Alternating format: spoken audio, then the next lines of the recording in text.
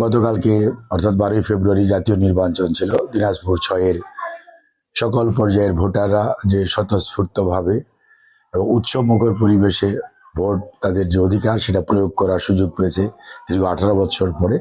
সেজন্য আমি মহান রাব্বুল আলামিনের শুকরিয়া আদায় করি।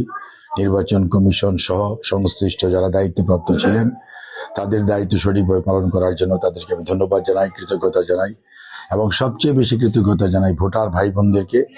যে সমস্ত মা বোনেরা, মুরব্বীরা এবং ভোটাররা এলাকাবাসী উৎসব মুখর পরিবেশে তাদের অধিকার প্রয়োগ করেছেন, সেজন্য তাদেরকে আমি সংগ্রামী সালাম জানাই, অভিনন্দন জানাই, কৃতজ্ঞতা জানাই।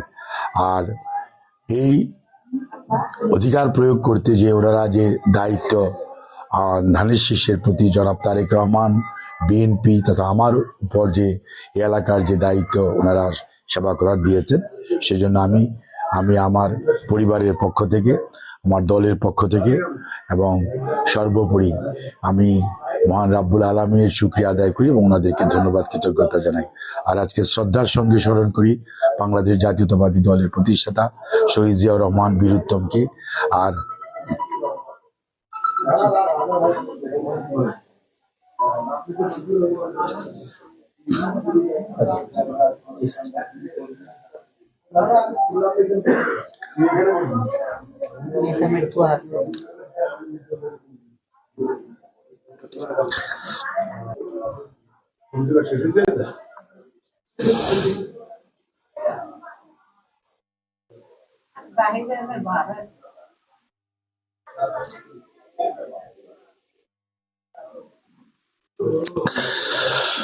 শ্রদ্ধার সঙ্গে স্মরণ করি বাংলাদেশ জাতীয়তাবাদী দলের চেয়ারম্যান,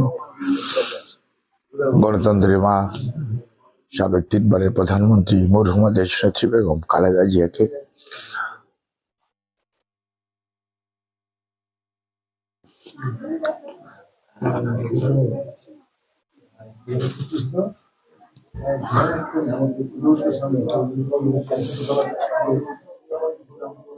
আল্লাহ রাব্বুল আলামিন ওনাকে বেহেশত নসিব করুক।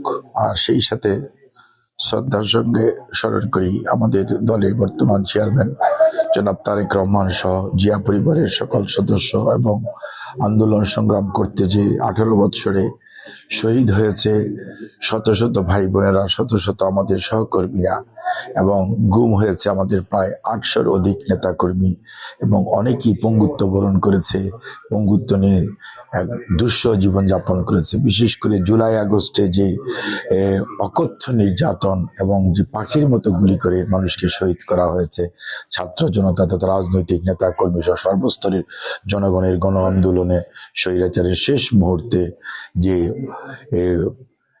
দৃশ্য বাংলাদেশের মানুষ দেখেছে, আল্লাহর কাছে দোয়া করি এই দৃশ্য যেন বাংলাদেশ আর কোনোদিন পুনরাবৃত্তি না হয়।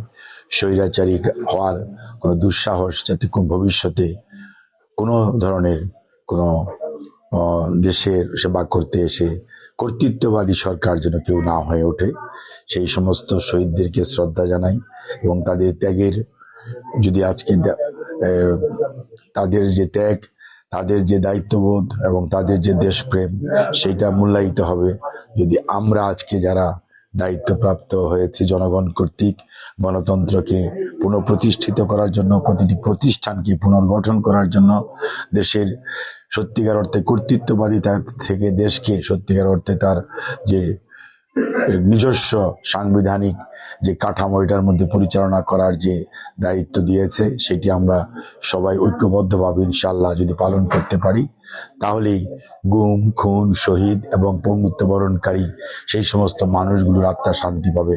আল্লাহ রাব্বুল আলামিন আমাদের সবাইকে যাতে সেই তৌফিক দেয়। এবং সর্বোপরি আমি দেশের মানুষের প্রতি এবং দেশের সকল শ্রেণী পেশার মানুষকে শ্রদ্ধা জানাই, কৃতজ্ঞতা জানাই। এই সবাই মিলে এই নির্বাচনটিকে উৎসব মুখর পরিবেশে বিশেষ করে দিনাজপুর 6 বাস্তবায়িত করেছে এবং বাংলাদেশ জাতীয়তাবাদী দলের চেয়ারম্যান জনাব তারেক রহমানের নেতৃত্বে ইনশাআল্লাহ বাংলাদেশ জাতীয়তাবাদী দল 31 দফার আলোকে একটি আগামীর বাংলাদেশ যেখানে সুশাসন থাকবে, কোনো ধরনের বৈষম্য থাকবে না এবং উন্নয়ন অগ্রগতি হবে বৈষম্যহীনভাবে, এবং বেকার যুবক অথবা আজকের যে জেনারেশন জেড তারা আগামীতে একটি সুন্দর ভবিষ্যতের স্বপ্ন দেখবে।